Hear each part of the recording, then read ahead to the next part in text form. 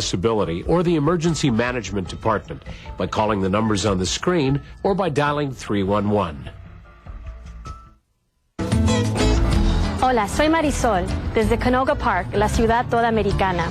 Estás viendo LA City View, Canal 35, nuestra ciudad, nuestro canal.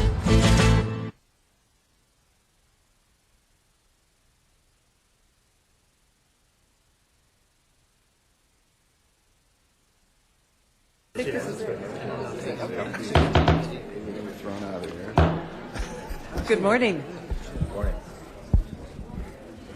Good morning. Today is Tuesday, January 8th, 2013. This is a regular meeting of the Board of Commissioners. Madam Secretary, will you please call the roll? Good morning. Let the record reflect Commissioners Orden, Mack, Bernardino, Durian, and Saltzman are present, and we have a quorum, Madam President. Thank you. We'll go to the first item on the agenda, which is Commission comments. My very first one is to wish everybody here a very happy new year and to say how pleased I am as President of the Police Commission to be a part of this great organization and look forward to this year. And to my fellow commissioners, are there any comments? Just echo those. Absolutely echo your sentiments. Thank you. Thank you. I do have one other ones. During these first 2-week break, I remember in a long time from the meetings, there have been many things, of course, happening, side meetings with no more than 2 commissioners, and there have been working groups during this time. And there's also been a lot of press coverage of many things affecting the department.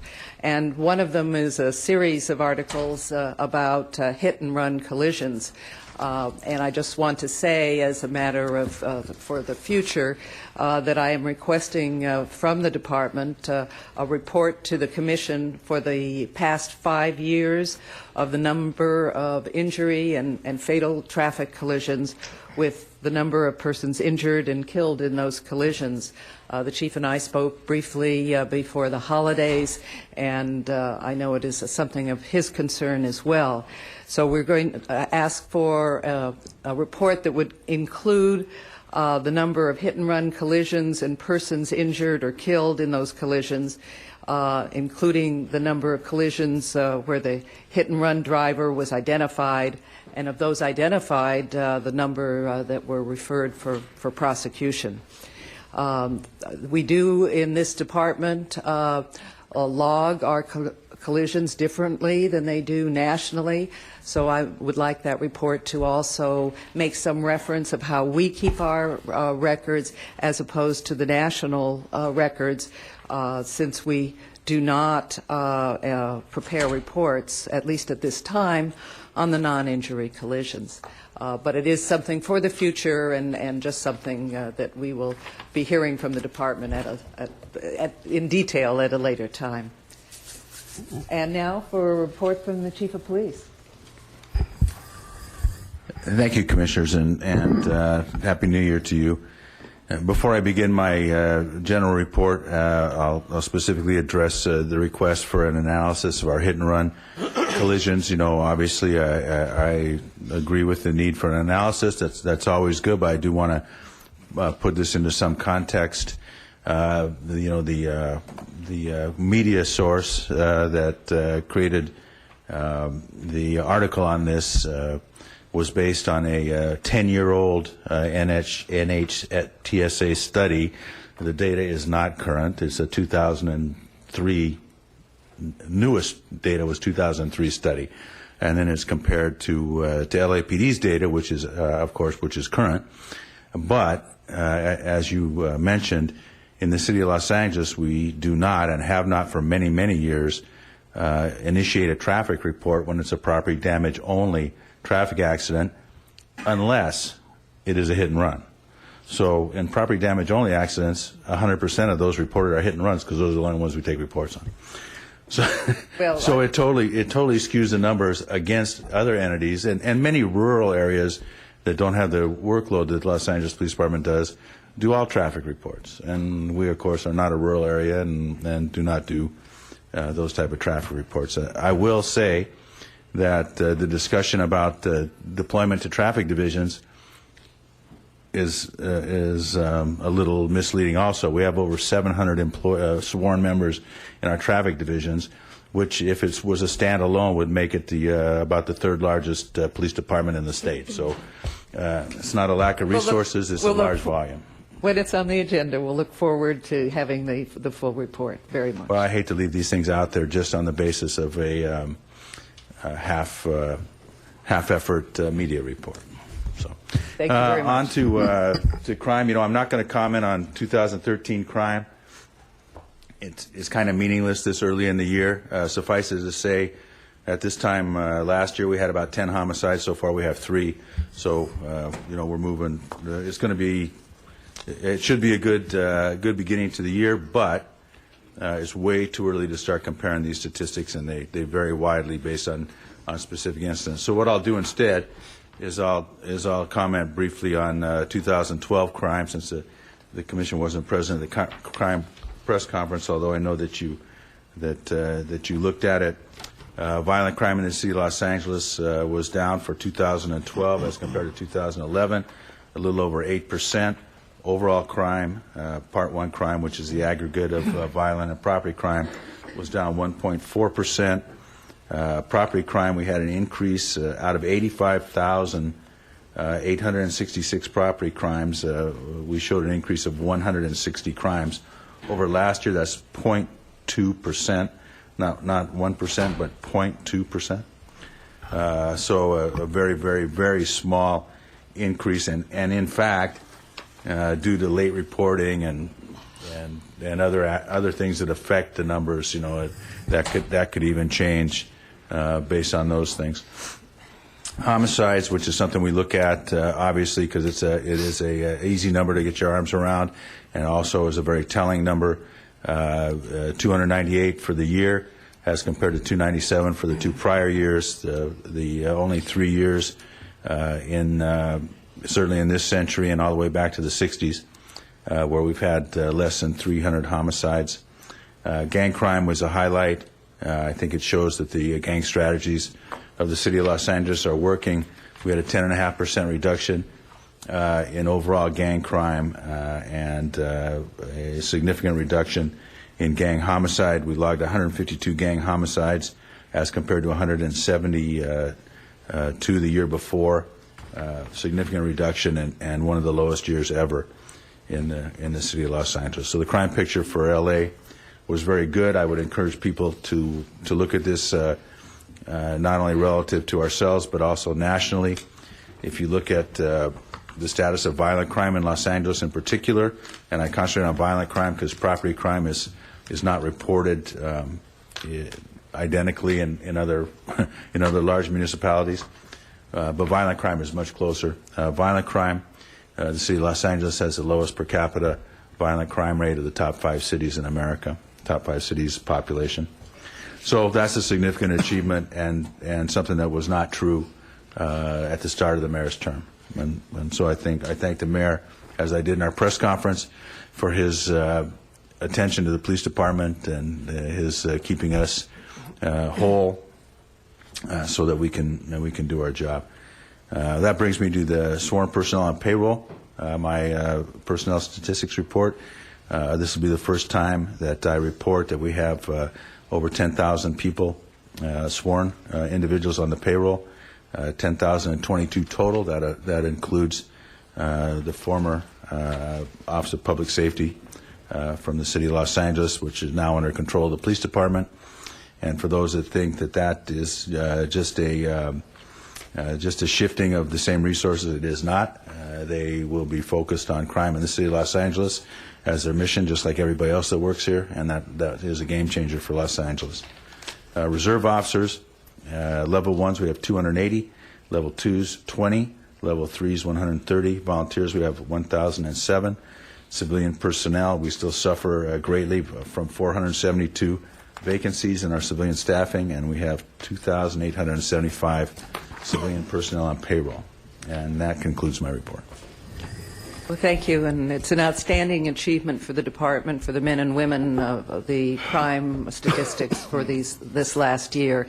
With the amount of people that we have, it's exciting to say that we've passed the 10,000 mark for sworn, but recognition that in terms of other forces nationally, it is still not enough officers and certainly not enough of our civilian people. So I congratulate all the men and women of this department, and particularly the chief. Thank you. The report of the executive director. Good morning, Madam President, members of the commission. Just one brief item. I may have to leave during the meeting to go to the city council on an item that we have pending. If I do, Ms. Vega will staff the meeting for you. That concludes my report. Thank you. Report of the inspector general. Thank you, Madam President and Commissioners. Just a brief status update. Let the Commission know that we are finalizing the audit on the SARS process. I expect that bill will be available for the Commission's review and comment in early February. We're currently wrapping that up and meeting with some of the community members to try to package everything up so we can have a meaningful discussion on the issue. Also, in February, March, we will I believe we'll be done with our review of non-categorical uses of force. We've taken a long, in-depth look at that, and we're currently in discussions with the department and have been working with them on that issue. So I expect that will be probably February, March timeframe. And aside from that, that concludes my report. And since we were talking about staffing, how is your staffing situation looking for the coming year? I think as I've briefed some of the commissioners before, we are down a few bodies and expect to lose a few more individuals in the coming year with normal attrition and retirement. And number 5 on the agenda is just the information items, filed items. We have noise variance permits on file for the period ending January 4th. More detail is in your full agenda. Also, special event permits on file, again, submitted for the period ending January 4th, 2013. There are 4 of those, and more details in the agenda. Are there any presentations today? Yes, Commissioner, we have a presentation for our Police Commission Employee of the Month for December of 2012. If I could have Management Analyst 1 Margaret Carmine come forward, please.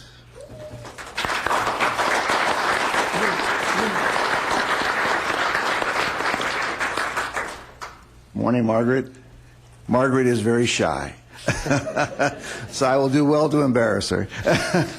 Margaret works in our alarm section, and she is an outstanding employee in the alarm section. As the Commission knows, the Commission Investigation Division has the responsibility for the oversight of the billing and collection of false alarm fines in the city of Los Angeles. The department responds to approximately 36,000 false alarms a year, and each of those then generates a bill that we validate in Commission Investigation Division, which they then process. It gets mailed out.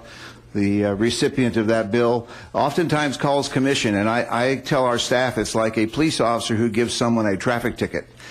These people get the bill in the mail for $159, and they're not very happy about that. So they'll typically call and talk, and Margaret is one of our staff that has to communicate with the folks on the phone and make sure the process is done appropriately and process all of those thousands of false alarm bills that we handle, and also answer calls and deal with a variety of circumstances. She does it with a great personality. She is probably the fastest worker and walker in Commission Investigation Division. If you get in her way, she will run you over, and she just goes. She is a dynamo. She's a great employee. We're very happy to have her, and I think the recognition of her as our Commission Employee of the Month is well deserved. As you can see, the wall is lined with her co-workers from Commission Investigation Division, the Commission Office. She's highly regarded by her colleagues. They see her as a great friend and a great colleague and an extremely hard worker. Congratulations, Margaret. Thank you for your hard work.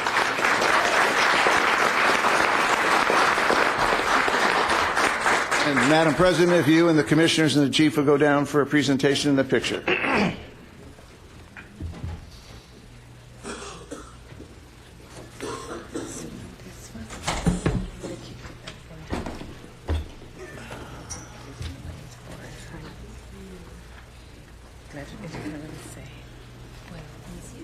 Is it in here? In the packet?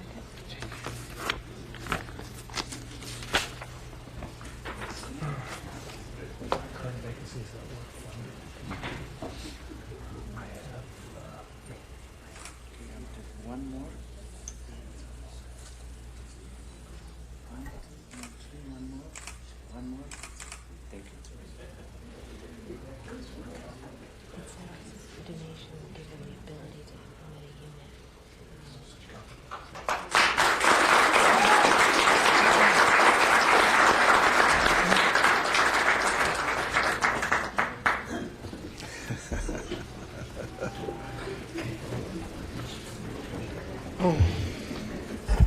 Never seen so many pictures of that before.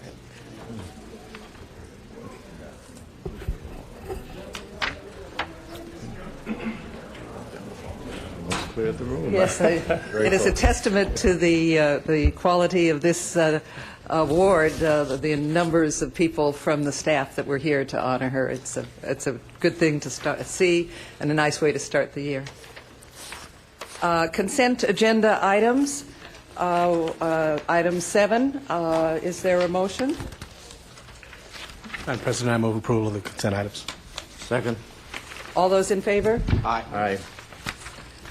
Approved. Our regular agenda items, I believe we'll want to hear from the department's report relative to the conditional official reprimands. That's number A with Deputy Chief Mark Perez. And not this moment, and the department's report B with the Operations Valley Bureau Gang Enforcement Detail. We'll having Commander Kassler here for that one. Are there anything else on the agenda that we wish to hear? I'll move approval of 8C through H. All those in favor? Aye.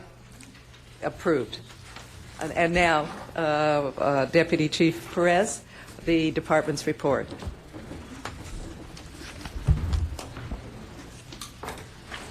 Good morning to you. Morning. Morning. Some months ago, the department presented a report on the use of conditional official reprimands. What was absent from that report, which the commission wanted to have included in a supplemental, was the use of the conditional reprimand for categorical uses of force, particularly officer-involved shootings. The report that was submitted that's on the agenda today is that report. It's taken us a while to get it done, but we got it done. And it reflects the use of the conditional reprimand and compares it with the use of other dispositions, like regular reprimands or suspensions or terminations. I don't know what comments to make on it, other than that it is exactly what we did before and made the analysis and comparison so that you could see how they were used more broadly over the same period of time. So I guess I should, more than anything, offer myself to you for questions, if you had any questions. What's the difference in your mind between a conditional official reprimand and an official reprimand? Well, and there are some instances in which a COR is used, and there are some in which an official reprimand is used. And just looking at it, leaving aside the question of differences in the particular instances, it just wasn't clear to me at all what the difference is between a COR, conditional official reprimand, and official reprimand from the department standpoint. Well, a conditional reprimand specifically tells somebody if the same thing happens again or something similar to it happens again, there will be a definitive minimum punishment that will follow with that.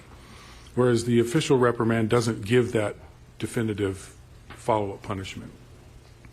And that's really the essential difference between the two. What's the justification for the differences? I mean, if you have an official reprimand on your record and you then engage in some other misconduct down the road, presumably that first official reprimand is going to be taken into consideration in determining the punishment in the second time. So what's the difference between fixing the punishment the second time and knowing that there's going to be some punishment the second time? Well, in some cases, the particular incident is such that the chief or the command staff is looking at that saying, we know that if this or something similar to it happens, at least the following is going to occur. In other situations, they may want to leave it open. And it doesn't mean that it won't be anything less than that, but it does mean that they're going to leave open the possibility that it could be something lesser than what might show up in a conditional reprimand. There's a lot of factors involved in that. Knowing the individual officer, knowing the situation that occurred, the conditions that occurred at the time, all of those kinds of things play into it. It's very difficult to sort of describe all of the elements of it because they change with each individual case. May I inquire? Yes, yes. Chief, I'm sorry, I wasn't here when this was first discussed, so I apologize if I'm asking the same questions. Okay. I'm just going to lay out my concerns or questions, and you can address them because I think they're kind of related. My big question is this effective? And I understand this is new, so there may not be data on it. But if that's the case, I hope in the future we get that to see if it's effective. But my real issue that I have is regarding what you define as a similar type of problem, because I don't know what that means. And the second thing is in terms of the punishment that will happen. I mean, is there some notice as to what the punishments are for certain things beforehand? Not when something has happened and we say, if you do it again, this will happen. But I'm talking before the first thing happens. Is there some understanding of what the range of punishments are for things? Yes. And the final part of that three-part thing is there any way to ensure consistency across that everyone will be treated equally in terms of punishment? Well, let me start with the first one. The first one was the effectiveness. About 6 months ago, we presented a study to the Commission regarding the effectiveness, comparing the conditional reprimand to ordinary suspension day penalties. What we found was that in like-kind recidivism, the average recidivism for penalties involving suspensions was around 12%. When we used the conditional reprimand, it was around 2%. So depending on how you want to characterize that, it's either 6 times more effective or 10% more effective or however way you want to play the stats. But it does show it to be more effective than the standard penalty situation. My question there is, this is like-kind recidivism. I mean, does that mean the same thing happened twice? Or something similar to it, yes. Just the reason I pose that question is because it seems to me that when we have a problem with discipline, it's usually an extraordinary problem. It's not a commonplace thing. It's a rare occurrence. And so my concern is, isn't it difficult to say the same thing will happen again? No, it's not difficult. Because let's say, for example, somebody uses discourtesy. Somebody's discourteous to somebody. Well, in one instance, they may call him an idiot or something like that. Another incident, they call him a jerk. Okay, it doesn't matter if they call him an idiot one day or a jerk another day. It's the same or similar misconduct. It's discourtesy. And so we look at that as being like kind or similar kind. We look at if somebody were discourteous in one situation and failed to appear in court on another situation as 2 different kinds of situations, as 2 different kinds of misconduct. Now, what I want to make clear is that just because the conditional reprimand says if the same or similar happens again, the following will occur, doesn't mean it's excluded when other kinds of things happen. It is actually considered. So it is considered, but it is not mandatory. We don't have a necessary consequence as we do for the same kind. Could you give me an example? Well, the one I just gave you. If you had somebody who was, say, failed to show up in court and then failed to qualify and lost a radio and had this pattern of neglect of duty, they could have a conditional reprimand for one of those things, yet it wouldn't cover all of them. Nevertheless, that conditional reprimand and the events that transpired that produced it would be considered in anything that followed in that pattern of conduct. So it could be used to increase a penalty or consider another disposition for that group of really non-related things. You had another question about... Yeah, about I think you've addressed the similarities in that also. Okay. My question was in terms of the punishment, in terms of notice as to what the range of punishments are, not after you've done something, saying if you do it again, this is the punishment. I'm talking about beforehand. Is there an understanding that if you fail to appear in court, this is what happens? If you lose your equipment, this is what happens? So that it's sort of, notice beforehand. Yes, well, let's look at this in a very broad way. You can look at it in a very narrow way and say, well, we should have a penalty guide that very specifically articulates each one of those. There are some goods and bads with those. But how we actually use the understanding, so to speak, is we publish a quarterly discipline report. Everybody, including the public, sees what's on that discipline report. Now, it's pretty broad. It has some very broad categories, and it gives situations where people of different positions were involved in misconduct and what the consequences for that was. So in terms of knowing historically and organizationally and culturally what you should expect for a particular kind of thing, it's really well known. It is no mystery. So people walking, and particularly police officers and police people, committing something that they know they shouldn't be doing, they know they should expect something to happen to them, and they have a pretty good idea where it's going to go, what range it is, by looking at the history of this. Not to ignore also the fact that there's a lot of talk among the officers themselves with what happened to them after they got involved in something, which isn't the best situation because it's not always pure, but it is a social learning that actually does show people what to expect. The last part of your question, I forget what the last part of that question was. No, that was it. I think you addressed it broadly. All right. Thank you, officer. Thank you, Chief. I want to start with a couple of comments, and then I have some questions. First, I think we all recognize, of course, that the issue of discipline is the prerogative of the chief, not ours. But having said that, we have a role in figuring out the process and overall how the different aspects of the system are working. And so I want to make sure you understand that's the context of the comments I'm making, and I'm sure my colleagues as well. I also want to thank you because we've been asking for more information about this for some time, and I appreciate the work that's gone into this report, the amount of detail that's here. It's helpful to begin to understand how you're using the conditional official reprimands. Also, welcome Commissioner Bernardino's participation in this. I think the first time we've discussed this issue since he's been here, and I share the concerns he's raised and the particular one Commissioner Durian raised. I was going to ask the same thing, and I frankly still don't understand, but we'll hope to learn another day the logic behind when you use a conditional official reprimand and when you use an official reprimand, because I was unable from this report to figure that out in any way, which leads me to another comment following up on Commissioner Bernardino, which is about the predictability. You seem quite confident that the officer on the street, if you will, is familiar and knowledgeable about the range of discipline that's likely to happen after a certain activity and the history of that. I'm skeptical about that. I'm skeptical about that based on conversations I have, obviously anecdotal, but with officers.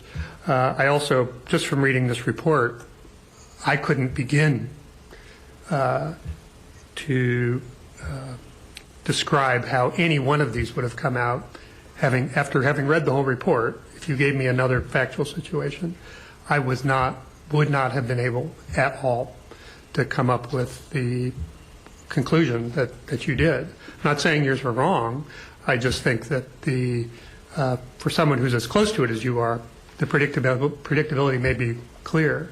From someone who's not close to it, like me, I found these results interesting, but very difficult to make sense out of in the sense of any kind of consistency.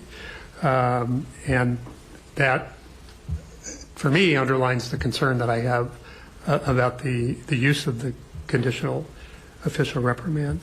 So those are comments, and you're welcome to respond to those. I also have a couple of specific questions. I don't know if you want to respond at this point before I go forward, you're welcome to.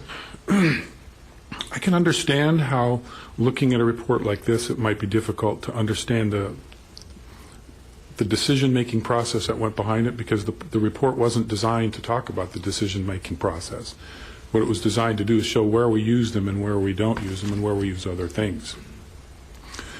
Another feature of this is that, as I've said in other times before this commission, there are so many factors involved in any one of these cases that it's very difficult to explain in depth without going through each one in depth. A broad picture of how you think through these. However, I can tell you that when I go to, for example, the quarterly meetings of the Los Angeles Police Protective League, in which I am presenting the department's view of representation to a new group of representatives, usually around 80 to 100 people there, that when I talk to these people who are actually the ones working with the officers and who are themselves officers, about what we're doing with the discipline system, many of them have a very clear idea of that. That too is anecdotal, a broader group at a time than maybe you have confronted, but I don't know. But I can say that when I talk to them and I hear them tell me, well, here's an example, Chief, that I think works. And they give me the example, and they're remarkably accurate. Again, there's a range, and I do talk to them about the different factors that are involved. And that tends to be the question that gets posed to me most, is what are the factors? But even at that, most of them understand the major factors. And when I try to distinguish one case from another, particularly when they give me fact patterns, and I start to crawl into some of the other variations, the light bulb turns on inside their heads. That's part of the way that I go about getting to the officers and letting them know, because these are the people that the officers listen to when they get into trouble. So in that respect, I think there is a lot more understanding of it than perhaps it may seem on the outside, and that's how I understand they understand it. Also, when we see appeals, for example, official reprimands and conditional reprimands have an administrative appeal process. The officers typically aren't arguing about the penalty, they're typically arguing about the conditions on the conditional reprimand, or they'll say, we didn't do it at all, and I want to just fight the facts. So there's even in those contexts an understanding that they recognize that the range that they're in is appropriate. So they're not fighting the range of the penalty. And I hope that gives you sort of a larger, more a broader context of why we believe that the officers understand what they're into. I appreciate that. Can you help me understand? You talked about the appeal process. So the appeal process for a COR is the same as the appeal process for any other discipline? No. No. There are different kinds of appeals. There's an appeal for suspensions, right, or demotions or terminations. So when you're going to lose cash money like that, okay, the charter gives you a Board of Rights hearing, which is a full due process hearing. Right. But for an official reprimand and a conditional official reprimand, the appeals process is the same? It's a single outside the department hearing officer that hears the evidence. You can present witnesses, you can present evidence, you can cross-examine witnesses, et cetera, but it's a smaller, more confined Is that hearing. for both the official reprimand and the conditional official reprimand, or just the official reprimand? Both. And can either or both of those lead to a Board of Rights, or? No. No, okay. Well, I guess to go back a little bit to what you were talking about with the predictability, I guess part of what's confusing to me, and you and I have had this discussion many times, if the process is as predictable as you describe it, it's hard for me to understand why there isn't then, why you don't have the ability to provide some kind of a schedule. Obviously the schedule would have flexibility in it, but that would show the kinds of activities we're talking about, the criteria that get taken into account, and essentially a range of appropriate penalties that would come based on the schedule. To me, it's inherently inconsistent to say, on the one hand, the process is quite predictable, we can demonstrate that, and everybody understands it. On the other hand, we don't use a schedule and we won't publish one. And I know that's an area of disagreement that we've had over time, and my guess is we continue to have that. But I just don't understand, given the predictability, why that would be so difficult. Just a couple specific questions. In the report, there are several cases where part of what happened afterwards was an administrative transfer. And can you talk about that a little bit? I'd like to understand what would bring that about. Does that have any relationship to what's going on with the COR or not COR, or how to think about that? It's not necessarily connected with a conditional reprimand. The reason it was put in here in a couple of cases where there were administrative transfers was just to let the board know and the public know that there are some cases where it appears as though the environment that the employee is in needs to be changed in order to assist the employee to develop better than they would if they stayed in the same place. Thank you. And that's what I assumed. Well, my last question goes back to the question about evaluating the effectiveness and recidivism. And again, I do think we probably have a core disagreement where, as I think Commissioner Bernardino was suggesting, that when there's a conditional official reprimand, the language of that as to a repeat occurrence, the narrower that language is, the less likely is there to be recidivism. It's just because it's clear and because just in the natural scheme of things, we do a lot of different things, some of which are appropriate and some of which are inappropriate, but doing the same inappropriate thing repeatedly is less likely than doing different inappropriate things. And so we've asked over time, a number of times, to get a better sense of the language of the conditions. And you talked about an employee challenging the conditions of the COR, and I'd like to understand that a little bit. Or what would be an example of when well, let's say an employee got a conditional reprimand for whatever kind of misconduct it might be. And the condition in the reprimand said that if you do the same or similar misconduct in the next 5 years, you'll get a 15-day suspension. They could challenge in the hearing the appropriateness of the succeeding minimum penalty. That's what I mean by challenging the conditional reprimand. You could also challenge the entire reprimand, to say that the entire thing wasn't justified because the facts weren't as stated in the complaint. Okay. Well, let me give you just two examples. So in one of the cases here, involved a categorical use of force, and there's a conditional reprimand that came after that. Can you describe how you would think about? I mean, what are the conditions on? How would you? You don't need to talk about that specific case, although when you use that language, it's fine with me. But when a COR is used after a use of force, which is found out of policy, what are the conditions there, and how would you? Well, one of the ways of describing it is that if you use, depending on the situation, I mean, you could have bad tactics leading to a bad shooting, for example. And sometimes you have not such bad tactics, but you have a bad shooting.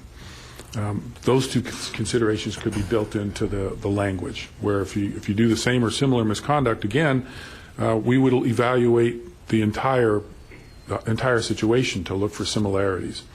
So it wouldn't have to be just narrowly, you did just this particular kind of shooting. It could be some other kind of shooting that would be similar to that. So the language would be broad enough to comprehend another shooting with similar tactical deficiencies or without similar tactical deficiencies, just depending on what the gravamen of that particular complaint was.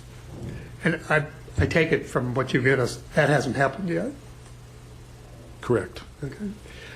Just one more example, and then I guess others have more questions too. If the first instance is a DUI and there's a conditional official reprimand, second instance is public intoxication. How do you think about that? Is that going to... Well, the DUI would not be a public intoxication because the DUI is a very particular kind of crime. Right. So there's a DUI. The result of the DUI with respect to discipline is a COR. Same or similar behavior. Okay. 6 months later, the officer is involved with public intoxication. How do you think about that? Is that the same or similar? Is that different? No, it would be different. It would be different in some respects, but let's be very careful about the DUI, because the DUI is something that the chief has said, if you do it the second time, we fire you. A DUI? Yes. Right, but that's what I'm trying to understand. Right. Short of a DUI, but alcohol-related. Yes.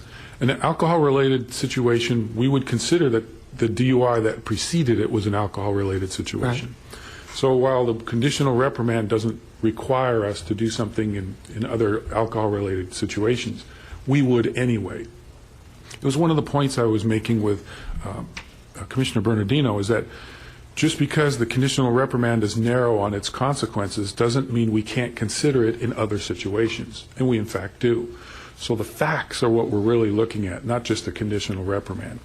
So in the case, as you described, where you have a DUI in January and a public intoxication in July, they're two alcohol-related situations. We do consider that fact, and whatever we're going to do with that second second alcohol-related event will include an understanding and a recognition of the DUI as well. Thank you.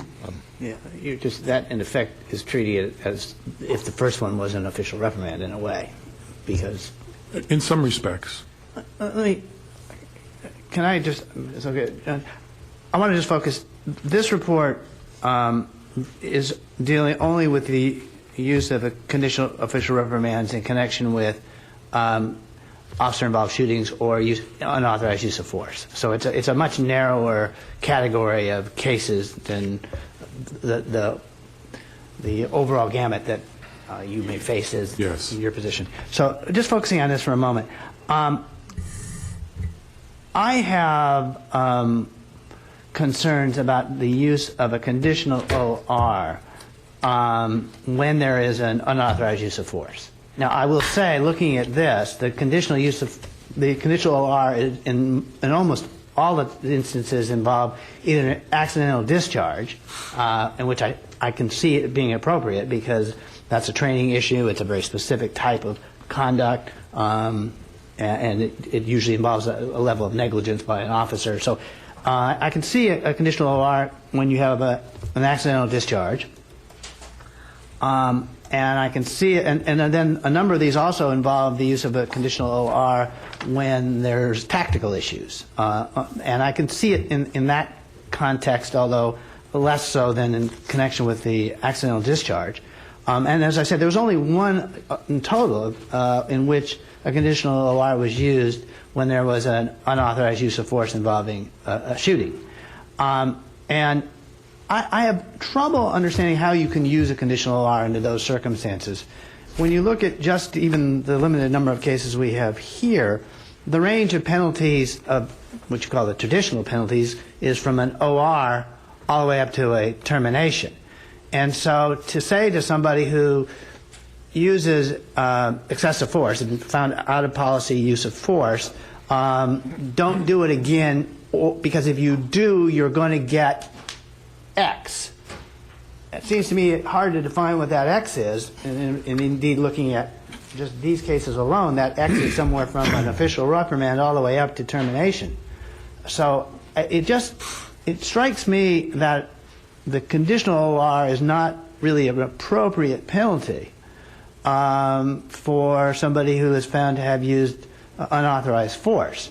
I think we can debate some issues as to how severe penalties should be in these situations, but I want to just focus on the use of the conditional OR. So that's my comment. I don't see how you really can use it. I Well, understand. Commissioner, if I can answer, I think it's probably more appropriate that I answer this than Mark. Absolutely. It is certainly within your discretion. I understand that. And the crux of this issue is that I did not agree with the police commission on that, and neither did the inspector general on the recommended outcome in this particular instance, and that affected this. Every one of these is reviewed carefully and completely by Mark and his staff, discussed with me. We have much longer conversations than have just ensued on each individual case, and we make what I think is an appropriate finding. And the commission's response to not agreeing with me on this is in my evaluation and my position as chief of police. Right. And Chief, and I understand that, and I know which case it is, and I understood that there was a disagreement, although, ultimately... Well, then my point on that is don't use it with Mark as an example of conditional ORs. Use it with me as your evaluation of my employment. No, and I understand that, but philosophically, I still question the use of a conditional OR by you as the chief of police. Well, as you may, as you can. In connection with a out-of-force... Out of policy. excuse me, shooting. And ultimately, it is up to the commission to make that determination. So there is a finding of that. And I understand your view of the punishment is ultimately going to be affected by your view of the merits. And I understand that. But nevertheless, even in that situation, the question I have is you have an unauthorized use of force. Out of policy. Out of policy. Not unauthorized. Okay, out of policy. And I don't understand how you could have a conditional OR. I understand you could have an OR because of your views of the merits, but I don't understand how you could have a conditional OR because what's the condition? If you do it again, what are you going to get? You're going to get an official reprimand, or are you going to get termination, or what are you going to get? So I don't understand from a predictability standpoint in the future how you could use a conditional OR in connection with an out-of-policy use of force. So that's my issue. It's not so much the level of punishment, which I understand is going to be affected by your view of ultimately the merits of the decision-making. But it is just a philosophical question. How can you use it when you have an out-of-policy use of force? Because it puts clear definitions for whoever follows me on what I think the consequences for reoccurrence should be. Well, what are the consequences? Is it a termination for somebody who has two out-of-policy? You'd have to look at the specifics of this COR. I mean, that's why I just don't understand what it can be. Yes, If I may weigh in, I've listened with a great deal of interest to the various the comments and questions of my colleagues as well as the chief's response.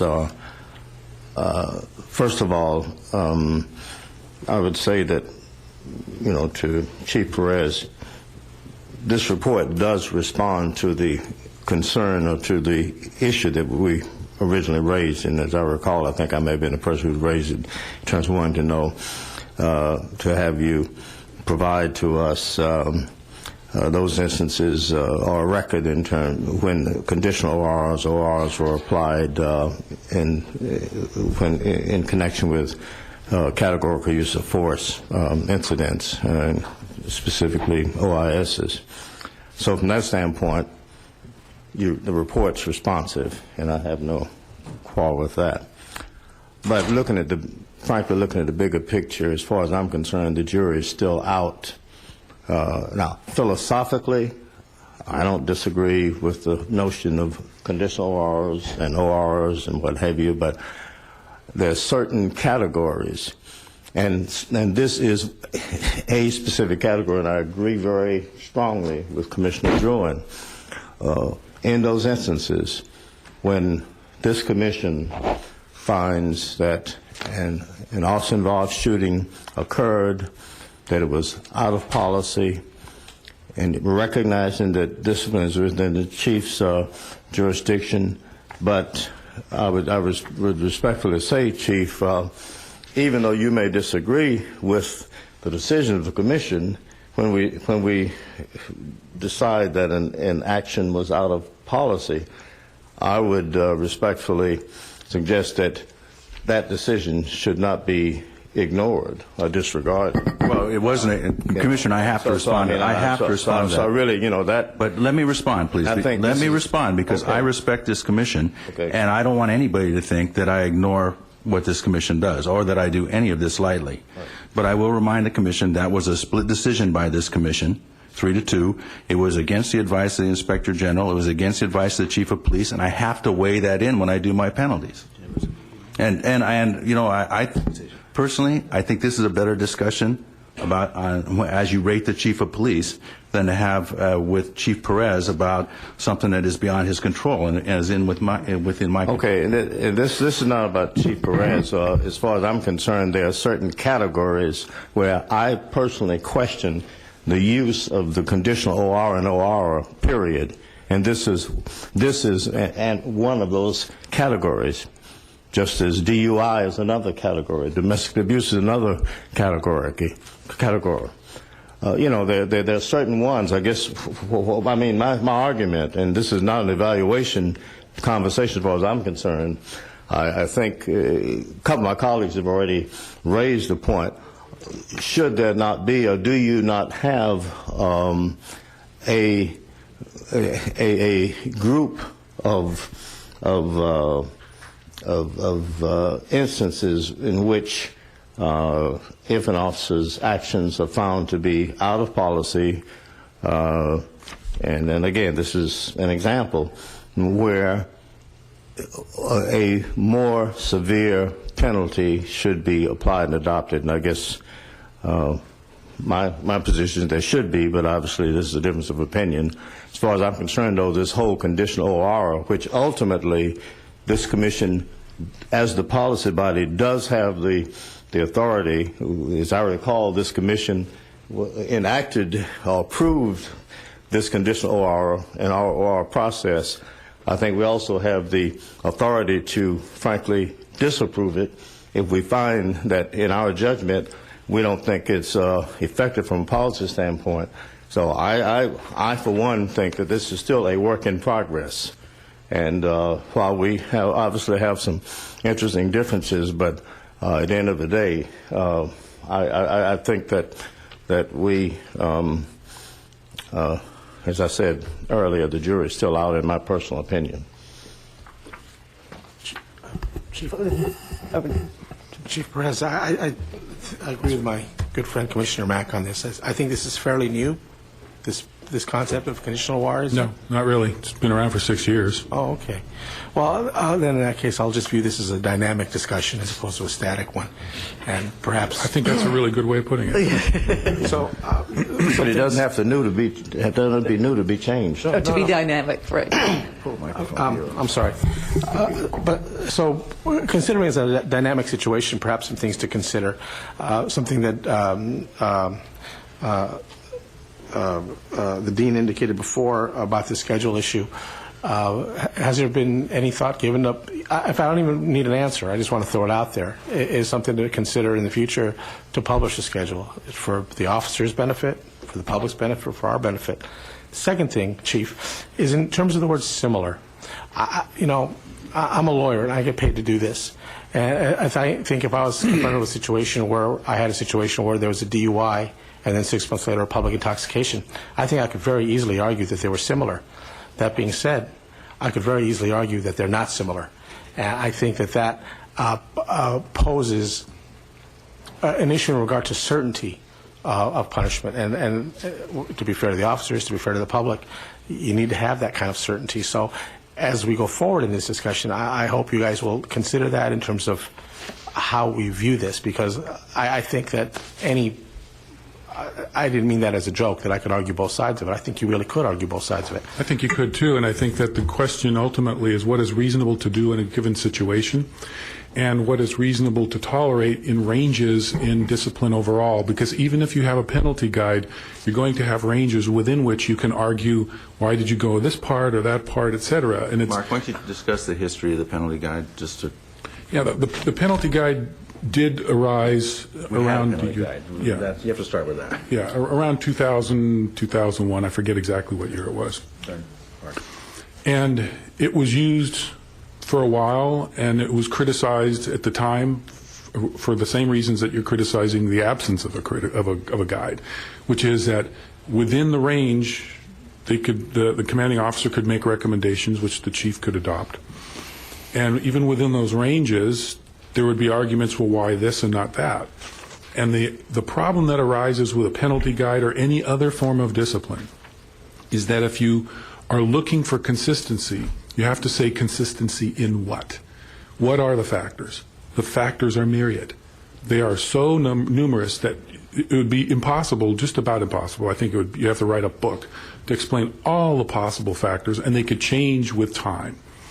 And given that, the question is, in each individual case, was a reasonable assessment examined or made? Was the outcome reasonable? And do people who work in the police department reasonably know that A, discipline will ensue for misconduct, and B, generally what you're looking at? Most people know that if they fail to appear in court or they're mildly discourteous, they're not going to get fired.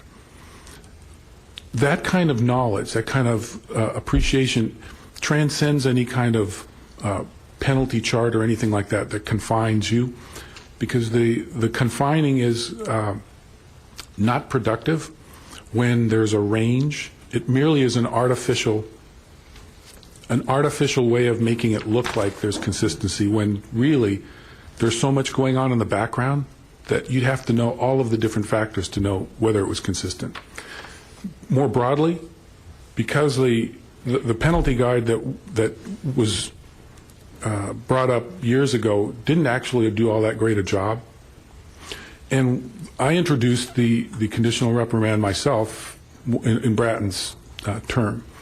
And it really wasn't intended to be a special kind of penalty. It was intended to be a reprimand that told you what would happen next time.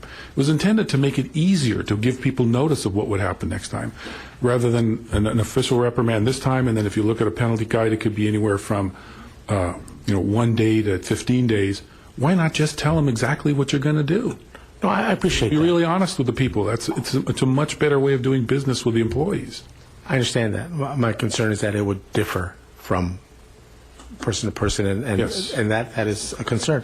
The last thing, as we think about things going forward and a dynamic, I appreciate very much what Commissioner Julian said, that perhaps for a broad range of things, in fact, reading, I'm not speaking for him, but speaking for myself after hearing this discussion for the first time, that perhaps this is an appropriate way to measure everything except issues regarding use of force or otherwise. And so I hope that, we keep an open mind on this, and I'll be very anxious to see how our success rate is for everything else going forward. So again, these are thoughts that I have, and perhaps, you'll incorporate them, or Everything that consider. gets said by this commission is considered. We take what you say very seriously.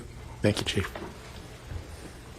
That's probably a good closing remark. It's hard to put all of our conversations together in a consensus, but I think you do know, and I was there when you first suggested and we approved the idea of a conditional OR. So I was not here during some of these issues. I think it is one of the takeaways I hope you have is how integral the discipline process is, particularly to us in the categorical use of forces and making the decisions of policy or out of policy. Because, quite frankly, the most difficult things that we do, the things that we try to bring as much balance for the community and for the officers and for the command staff, is in those decisions about whether it is or is not within policy. And so the discipline process is so much integral to that I think we have a special need to understand it and a special need to have the kind of dynamic conversation that we've started to have here and probably started as long ago as 6 years ago.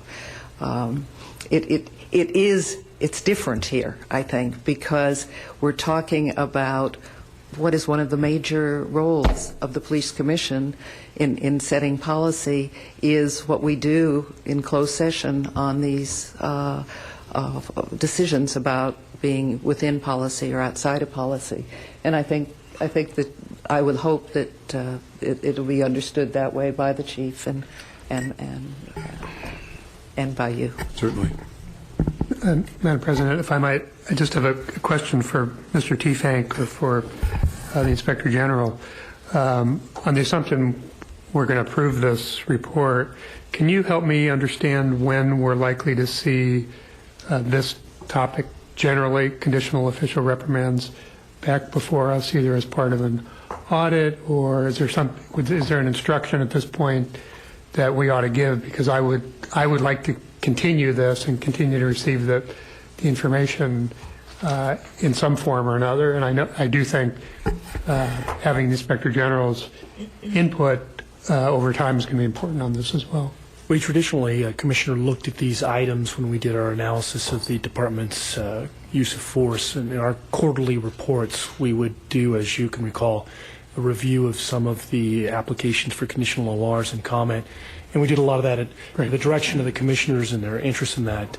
I think, in fact, that's probably what prompted where we are on this report. I just wanted to make sure I understood that. I might offer, Commissioner, and for the Commission, based on the conversation, the dynamic of the conversation, that one thing you might consider would be to request a report that would look at the recidivism of individuals who were issued a conditional OR since they have been in place, or not going back that far, going back a period of time, to see what the recidivism has been for similar incidents, because that appeared to be the dynamic of the conversation. If you wanted to narrow that down in scope, you could focus on conditional official reprimands issued as a result of a categorical use of force, and see if there was recidivism to the categorical use of force or to any other discipline, and what the outcome of that was. Because I think unless you have that kind of analysis, you're just going to continue to have the discussion again you had today. And I don't mean to put work on people, but I think that it gets back to the core question that you're asking is, what is the recidivism when this discipline is issued? So you don't need a decision on that today. I think you can think about it, and if you wish to do something, we could bring it back at a meeting and you could give that direction. Well, I thought we did have a report a year ago or so on recidivism. That's what you were, in fact, referring to. Yes. But obviously, the department probably has more statistics that could bring that up to date. But that we at least got a report from the department on that issue last year, I think, right? Yes. But it might be useful to bring it up to date and see if there are any new information about recidivism, just using that database. Are you ready for a motion? Ready for a motion on this Madam report? President, we do have one comment card. Oh. We have Mr. Armando Herman.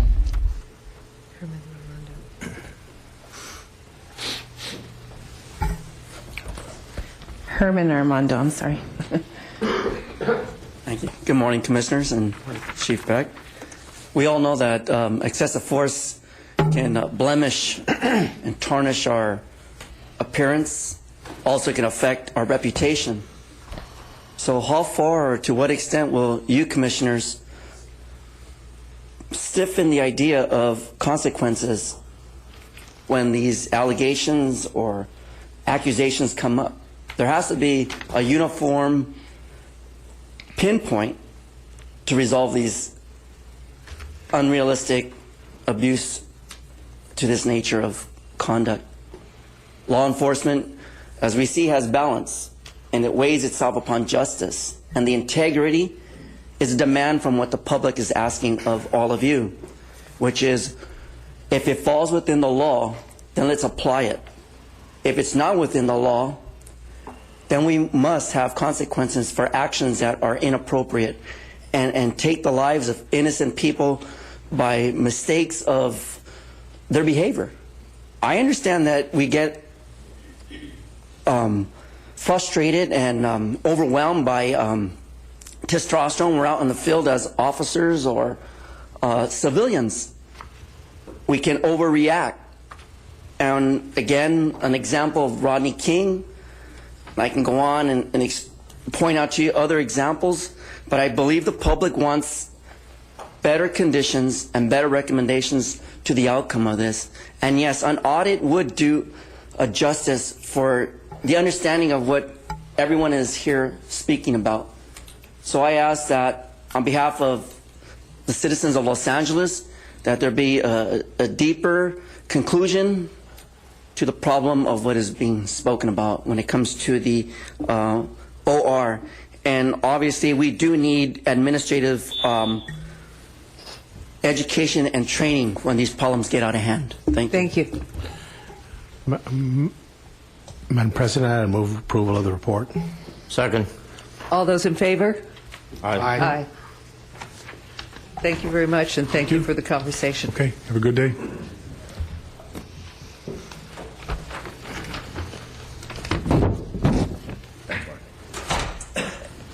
I think we are now at public comment? No. No? We have one, 8B. Please.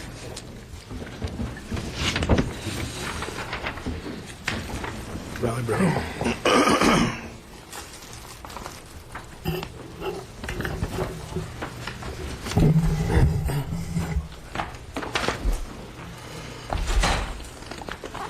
Good morning, Commander Kessler. Good morning.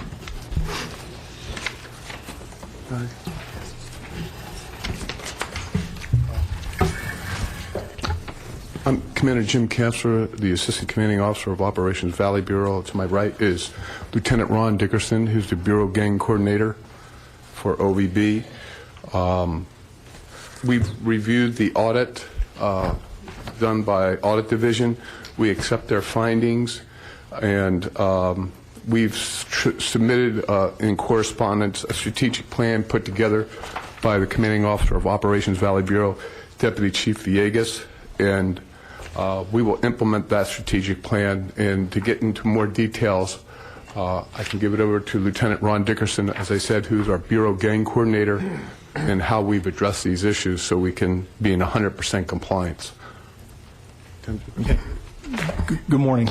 Morning. The response that we had was at first we had put together an arrest checklist, which was provided to each of the areas, to the gang lieutenants, so that would help the officers when they're going through the myriad of things that they have to address in the arrest reports. There's a checklist of 19 items that would help tighten up our percentages. We had an 86% compliance on the Objective 1, which is the evaluation of arrest report packages. We did quite well overall when we compare ourselves to the other bureaus, but obviously we need to continue to prove and strive to get to that 95 to 100%. So that was one thing that we had action that we had taken. The other thing we had talked about. Pardon me for interrupting. Yes, sir. Let me answer your question, and maybe I'm misunderstanding. First of all, I thought it was interesting. Well, overall, I mean, I think that most of your numbers are positive and certainly in the acceptable category. Obviously, when you get into specific areas, there are some there's some areas for improvement. And I also found interesting you compared with the various bureaus, but Central is not listed here, and I'm curious as to why. If I can respond, I'm Rowena Nelson. I'm the Police Performance Auditor 3 with Audit Division. Happy New Year, everyone, by the way. We are actually in the middle of finalizing the Central Bureau numbers. That is why. And after the Lieutenant spoke, I was going to say that this is actually the third of the 4 bureaus that we have completed. So that's why Central isn't in the report yet. Thank you. I'm fine. Let you go ahead. No problem, sir. One of the other areas that we noticed that we were lacking was with the SBAs, the evaluation reports due within 90 days once those action items were generated. So we looked at the systems that were in place, asked to get lieutenants to put together a tickle file more or less on the Teams 2 system. In their work list, they're able to see when these evaluations are due, and so that they keep track and monitor that. Was another area that we had discussed. Also, the individual GIT teams, their lieutenants provided training to each of their units. The watch commanders, when there was a watch commander issue, that was addressed with the units so that the divisions, so that they could address the watch commanders. And then lastly, as we move forward into 2013 and we're finalizing our inspection schedule, I've had discussions with IAID as far as their testing instruments for the various types of audits so that we can all be on the same page. It doesn't do any good if and I just came from Topanga GET, working Topanga GET, and if I'm looking at different inspections one way, the Bureau's looking at it another way, and IAID is looking at it a third way, try to at least make sure that we're all on the same page looking at the same items. And so with that, they're going to be forwarding me some of their testing instruments for my folks when they go out and we do our inspections of the individual GIT teams this year, to be looking at the same things in the same context, so it's apples and apples, not apples and oranges. One of the things that we had looked at that I'm also putting on our 2013 inspection schedule is back to objective number 1 and number 3. Will be done in the first part of this year to make sure that we not only that we did well with that, but there were some areas of improvement, but we're going to come back in the first 6 months of this year to see how we've progressed, to see how our checklist is working, to make sure that we have the logs, that we have the DFARs, that the ratings, the SBAs are completed in a timely manner. So these are some other areas that we're going to be going into.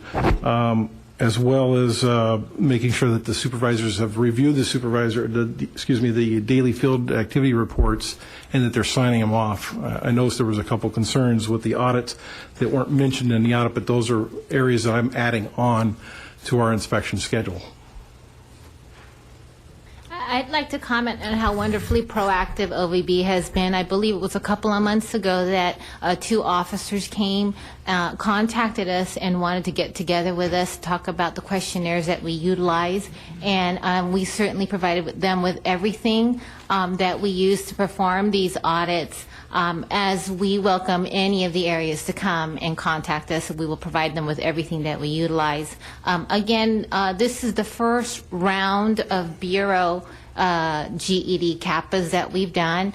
OVB is the third. We're finalizing Central Bureau, as I mentioned, and then we were going to restart once again with West Bureau. And the final report for Central Bureau will certainly show how everyone fares against each other, but we're very pleased with the performance at OVB. Yeah, I think this is a very good report. I mean, you got 2 of the categories, which is 100%, and then 2 where you need some work on. And relative to the other 2 bureaus, you outperformed the other 2 bureaus, which I think is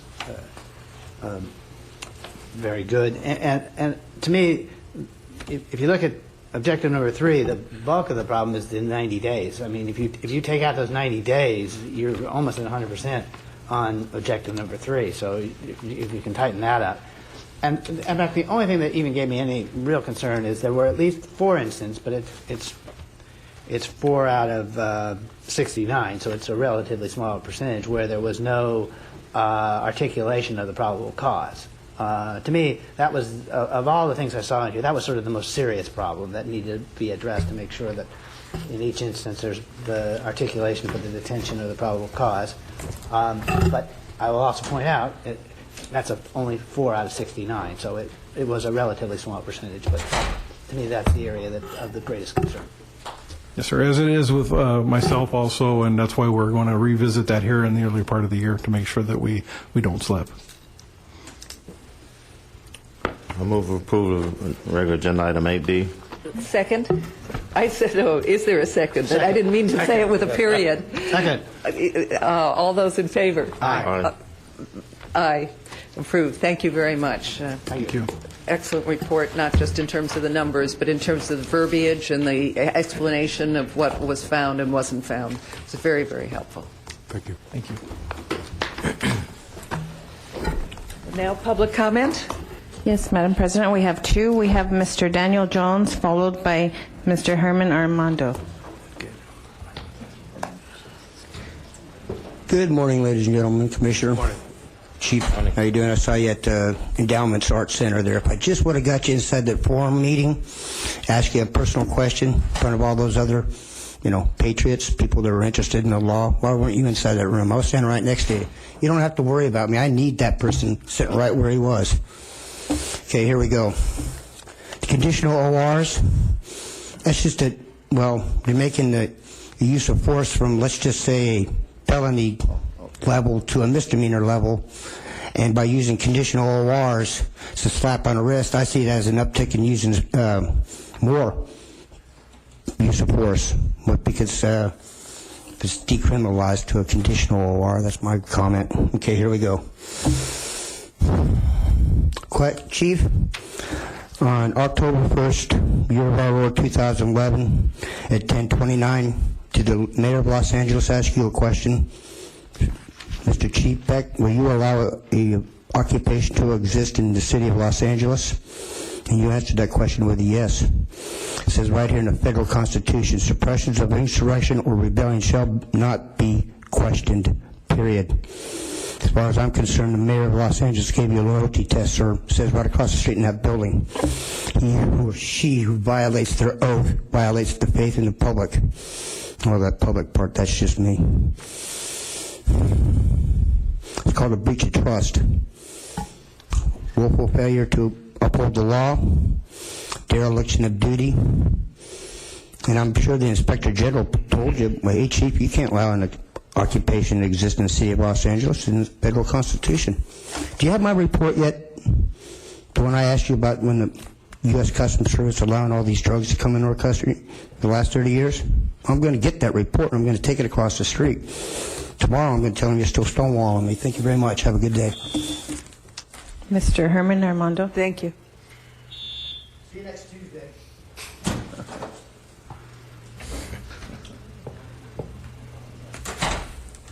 Good morning once again. For the record, what is corruption and how does it abuse, how is its abuse towards the public? Is it only for private gain? In some cases, the consequences of corruption can be disastrous. In question, why did the LAPD Hollenbeck misuse the effects of the law when conducting a sobriety test with a particular public official, Mr. Jose Huizar? I, an advocate in Boyle Heights, am bothered by this because it shows you the possibilities of distrust still within the community of Boyle Heights as politicians come in and go out. So, was there a breach of duties when the officers that went out to this collision and didn't take the proper action or course of action, which is under the law, as the same way it would do to a civilian, such as myself or one of you out on the street on a day-to-day basis? The question should be answered, and we ask that the Commission follow a further investigation as to what occurred with Hollenbeck. Why did this happen? And will we be accountable for our actions, or will we hide behind our reputation as to what we're trying to avoid when it comes to a situation as what was unpredicted on that day? So, yes, there are problems within Boyle Heights, and they continue. And if we're going to allow public corruption by public officials to maneuver and course the action of what problems they got themselves into, we ask for an investigation. Thank you. Thank you. That is the last public comment card, Madam President. And we will now proceed to closed session. The Board of Police Commissioners will now recess into closed session to discuss item number 10A in accordance with Government Code 54957. No, I will. Sure we got one. But you never know. Okay.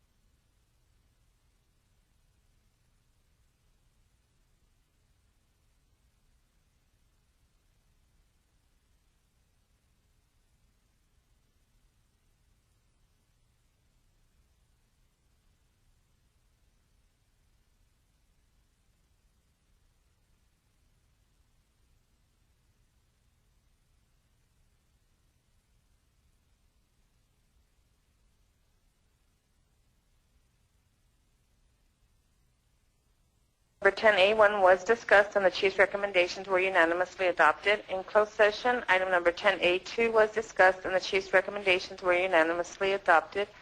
In closed session, item number 10A3 was discussed and the chief's recommendations were unanimously adopted. Madam President, is there a motion for adjournment? All those in favor? Aye. Aye. Motion carries.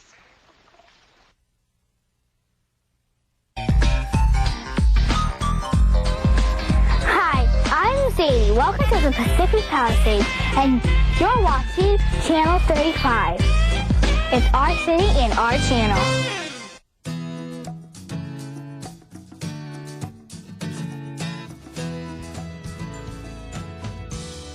Hi, I'm Rasha Goel. And I'm James Ramirez. Welcome back to Latitude, the place that thousands of shipping decision makers connect with to learn about what's happening at America's leading cargo gateway, the Port of Los Angeles. This is already our 4th edition, and we really appreciate the great response. From coast to coast, people are telling us that our print and video stories are informative, entertaining, and they also appreciate that we keep them pretty short.